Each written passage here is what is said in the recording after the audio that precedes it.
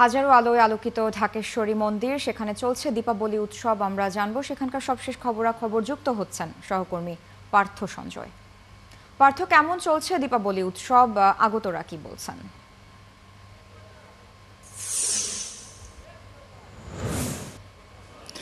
শুভ দীপাবলি। আমরা রয়েছি ঢাকেশ্বরী জাতীয় মন্দিরে এবং সন্ধ্যে 6টায়, ঠিক সন্ধ্যে 6টায় হাজারো প্রদীপের আলোয় জ্বলে উঠেছিল এই মন্দিরটি এবং এখানে হাজারো পূজার্থী এসেছেন।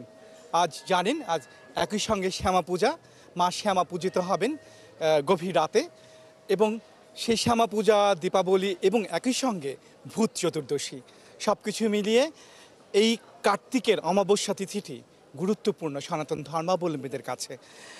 হাজারো প্রদীপ জ্বেলেছেন তারা এই ঢাকেশ্বরী মন্দিরে, পূজার্থী রয়েছেন, তাদের কাছে জানতে চাইব। আমাদের সঙ্গে একটু যদি জানান যে সন্ধ্যায় কিছুক্ষণ আগে প্রদীপ জ্বেলেছেন আপনারা, কল্যাণ কামনা করেছেন নিশ্চয়ই, জগতের কল্যাণ। অনেক পূজার্থী ছিল, যে কামনা ছিল, যে আনন্দ ছিল, যে প্রত্যাশা ছিল। হ্যাঁ, অবশ্যই প্রত্যাশা। আমাদের প্রত্যাশা হচ্ছে প্রদীপ প্রজ্বলনের মধ্যে দিয়ে পৃথিবীকে, অন্তরকে, সমাজকে সমস্তটাই আলোকিত করা। আর আগের দিন ভূত চতুর্দশী ছিল আমাদের, আর শ্যামা পূজার দিন আমরা সাধারণত 14 রকমের শাক খাই দুপুরবেলা। এগুলো হচ্ছে অনেকটা ঔষধীয় অবশ্যই এবং মঙ্গল কামনামূলক। এবং ছোটরা বলে থাকে ভূত যেন না আসে। তাই, একদম তাই। ভূত বলতে আমরা সেখানেও আসলে অনেক ধরনের ভূত, মনের সমস্তটাই অজ্ঞানতা, সেটাও একটা ভূত।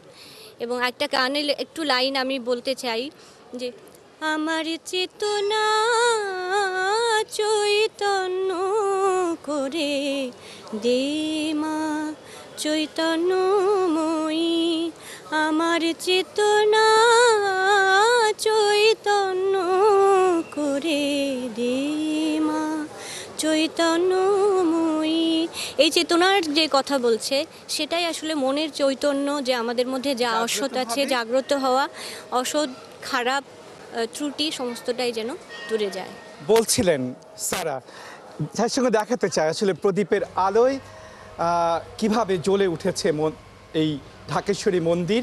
যদিও অনেকটুকু সময় পেরিয়ে গেছে, প্রদীপের আলো অনেকগুলো আবার নিভেও গেছে, কিন্তু সন্ধ্যে 6টায় আসলে একটা মহাচ্ছন্ন পরিবেশ তৈরি হয়েছিল। এই প্রদীপের আলোয় পুরো এই মন্দিরটি, বিদ্যুতের আলোটি অন্ধকার করে রাখা হয়েছিল, বন্ধ করে রাখা হয়েছিল, কিন্তু প্রদীপের যে আলো জ্বলে উঠেছিল, যে শিখা জ্বলে উঠেছিল, তাতে আসলে মনেই হচ্ছিল জগতের সকল কল্যাণ, সকল অন্ধকার দূর হয়ে যাবে, সকল কল্যাণ সেটি যেন জাগ্রত হবে এবং অন্ধকারটি দূর হবে। সারা, আপনি দেখতে পাচ্ছেন নিশ্চয়ই এই প্রদীপের আলো অন্যান্য মণ্ডপও জ্বলেছে। আমরা হয়তো পরবর্তী সংবাদ সংযোগে এই ঢাকেশ্বরী মন্দির ছাড়িয়ে অন্য কোনো মণ্ডপে যাব নিশ্চয়ই। ততক্ষণ পর্যন্ত আমাদের সঙ্গেই থাকবেন।